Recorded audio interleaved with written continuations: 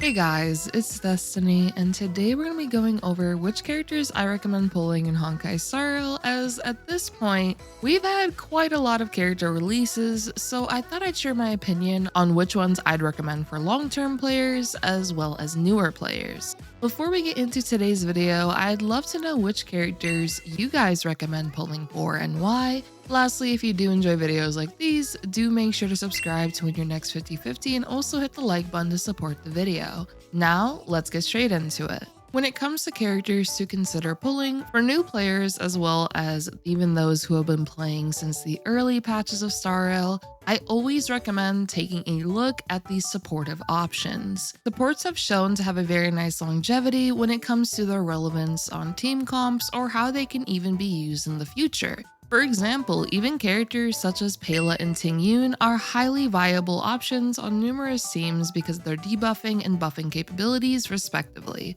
Pela is able to reduce all enemy defenses, which is a valuable debuff that can improve a team's damage output, and as a result, she can be a nice flexible option for teams. As for Tingyun, some of her benefits can include increasing the attack, damage, and energy of an ally, which can allow you to have more ultimate usage with your characters. You could potentially use Robin's ultimate sooner into a fight if you use Tingyun's ultimate on Robin, and so on. She can also hold a Dance Dance Dance light cone, so whenever she does use her ultimate, she'll also advance the entire team forward, and Tingyun can be used on a vast variety of teams. As for two characters I highly recommend every player to consider, it would be Ruan Mei and Robin. While Ruan Mei and Robin fit very nicely on specific team archetypes, Ruan Mei for big teams and Robin for follow-up teams, they also work very nicely as a general flexible spot for your teams outside of break teams and follow-up teams.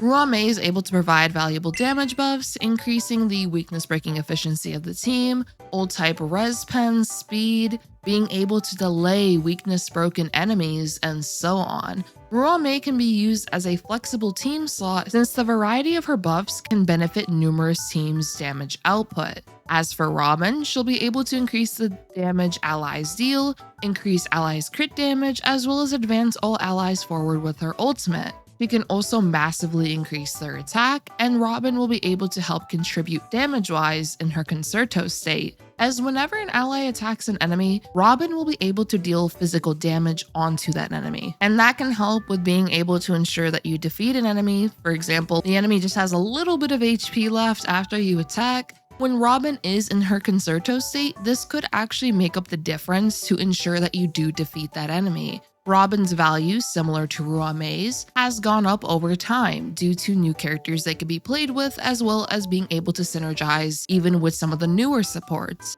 For example, Ruan Mei and Harmony Trailblazer is an excellent pair, as Ruan Mei and Harmony Trailblazer, they can both further delay enemies with their skill kits, which will now keep enemies' weakness broken longer, and this can allow your team to deal more instances of super break onto enemies, before that enemy is actually able to regenerate their toughness meter. And Ruan Mei also synergizes very nicely with Harmony Trailblazer's ultimate, as she will provide additional weakness breaking efficiency for the team with her skill, which now results in more toughness reduction. And since Harmony Trailblazer's backup dancer effect from their ultimate will convert the toughness reduction of an attack into super break damage, this essentially means that Ruan Mei will be able to benefit the team's super break damage even further. Break teams have been on a rise lately, especially with characters such as Rappa, Firefly, Boothill, even fun team variations that can take advantage of Harmony Trailblazer and Ruan Mei, for example Himiko. When it comes to Robin, she can be used as a flexible spot on teams as I've mentioned, and since follow-up teams similar to break teams have also been on a rise lately, especially with characters like Feixiao,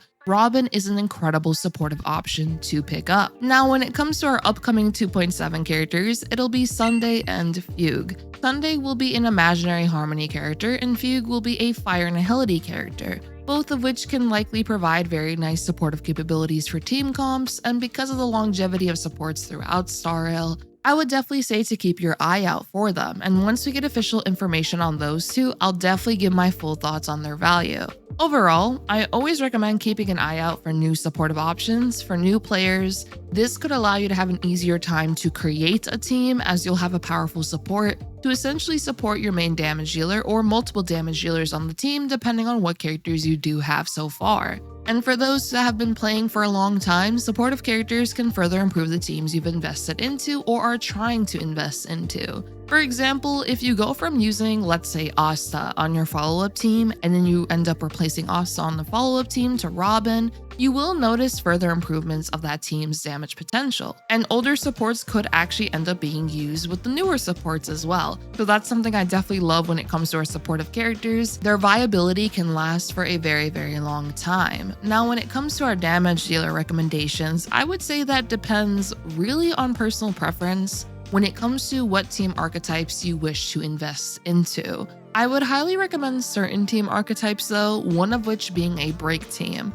Since we get Harmony Trailblazer for free and Gallagher is a great 4-star sustain for a break team, from that point you can pick which break DPS you like the most. I would recommend getting at least one 5-star break DPS to take advantage of Harmony Trailblazer, and the break DPS options that we gotten so far in limited banners would include Firefly, Rappa, and lastly Boot Hill. Firefly pairs very nicely with Gallagher and Lingsha as they share the same elements as Firefly, and since she is able to implant fire weakness onto enemies, this can now allow Gallagher and Lingsha to help with further breaking enemies. Especially if that enemy didn't originally have fire weakness, thanks to Firefly, now they do. Firefly has a lot of comfortability within her kit as she is able to heal herself, improve her weakness breaking efficiency, massively increase her speed, and the fire implant is very useful for being able to tackle numerous fights. On top of that, Firefly can also use a free-to-play light cone very, very nicely, which is on the Fall of an Aeon, which in a sense could be seen as very free-to-play friendly. As for Boot Hill, he's incredible when it comes to nuking bosses with his attacks and is a very powerful option for Apocalyptic Shadow as well as Memory of Chaos. Boot Hill also has physical implants in his kit, which allows him to handle enemies with ease due to him also being able to increase his own weakness breaking efficiency with his pocket trickshot stacks. Boot Hill, in my opinion, also has a bit more team variety when it comes to the supportive options you can use with him. For example, Bronya is a very nice choice to advance forward Boot Hill and allow him to get pocket trickshot stacks pretty quick into a fight. You can also use Boot Hill with numerous debuffers such as Pela, Silverwolf, and so on. And then when it comes to Rappa, she is also a powerful option, and while she doesn't have an imaginary implant, she is able to reduce enemy toughness meters regardless of their elemental weakness with her enhanced basic attacks. Rappa so far has been a pretty impressive option based on her performance in Memory of Chaos, Apocalyptic Shadow, and Pure Fiction. I would say in Rappa's case though, I would personally love to see her performance in future Memory of Chaos, Pure Fiction, and lastly Apocalyptic Shadow, just to be able to see her potential with differing buffs or turbulences, for example. But I do have to say, so far she's definitely been impressive. So I would say picking up at least one of these premium break DPS characters can be a pretty nice option, especially as we do get Harmony Trailblazer for free. As for other powerful archetypes, the follow-up team has been on a rise lately, especially with the newest additions of Feixiao, Mosa, Haunt March 7th, and so on. There's variety you can play around with when it comes to a follow-up team, since if you don't have Topaz, you could use Haunt March 7th or even Mosa instead. When it comes to Feixiao, she is an excellent DPS option and currently one of the best DPS options in the game. Feixiao is able to unleash frequent follow-up attacks onto enemies, deal massive ultimate damage onto enemies, and reduce their toughness meter regardless of their elemental weakness, and much more. Follow-up teams at the moment are an excellent investment, especially with how they are able to handle endgame content. For the best sustain options on a follow-up team, Aventurine is an excellent option. You can also potentially consider using Lingsha, as she does have nice attacking frequency, especially since she does have a follow-up attack in her kits with Fuyuan, which I like to think of as Lingsha's own little Eevee. And of course, if you have neither option, you can use whichever sustain you currently have built to keep the team healthy. As for other teams, Acheron is having an upcoming rerun, which she still is a very powerful option to consider, especially with the release of Jiao Cho in 2.4, which greatly supports her playstyle and provides nice quality of life with his Ashen Rose stacks. as this will help Acheron unleash more frequent ultimates. As for other DPS options, especially the hyper carry specific playstyle, there hasn't been too much love regarding this playstyle as of lately in my opinion, but that could potentially change with a certain upcoming Harmony character by the name of Sunday. There is also of course the damage over time playstyle, but unfortunately this playstyle also hasn't been getting very many supports to highly amplify it. Personally, when it comes to damage over time, I really do hope we get another supportive option, maybe in version 3.0 and above, to improve the playstyle further, as this playstyle does feel like it hasn't really been getting too much that will highly amplify it. And speaking of 3.0 and beyond, it's pretty likely we'll get another new team archetype to consider, so that is something to keep in mind as we are approaching version 2.7 and then 3.0. And for endgame modes, you will need a minimum of 2 teams built out. So I would try to think of a minimum of 2 team archetypes you highly wish to invest into to clear endgame content and be able to get the maximum rewards. When it comes to our sustain options, this is another scenario of personal preference, but if I had to give my recommendations from the sustains we have so far, Gallagher is highly worth building as he is an excellent 4-star sustain option, and as for the 5 stars, I would recommend Aventurine as he provides powerful shields, he can unleash follow-up attacks onto enemies, which is very useful for the follow-up playstyle. He can inflict Unnerved onto an enemy, which is a useful debuff for increasing the crit damage dealt to that enemy, and so on. Aventurine overall is an excellent sustain pickup, and another sustain I do feel like is worth mentioning is actually Lingsha. Lingsha is able to nicely heal a team, cleanse the team with Fugue, unleash follow-up attacks onto enemies, improve the break damage of the team, and on a break team,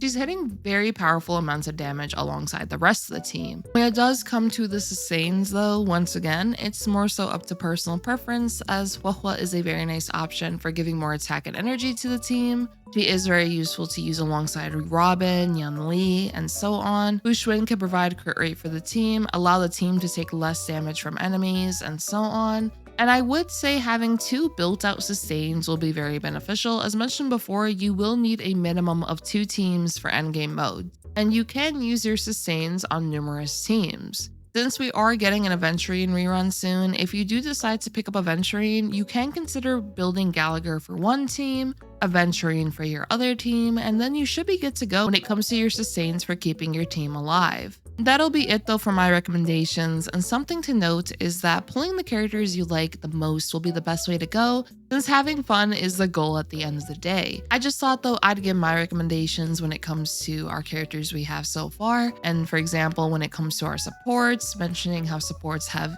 been shown to have very nice longevity or can potentially get better over time, and which DPS characters as well as sustains I would personally recommend. I'd love to know which characters you all recommend for people to consider picking up, and if you have any predictions for the 3.0 and beyond meta and team archetypes overall. I hope you all did enjoy this video, and if you did, do make sure to subscribe, leave a like to support the video, and I hope to see you all next time. Peace.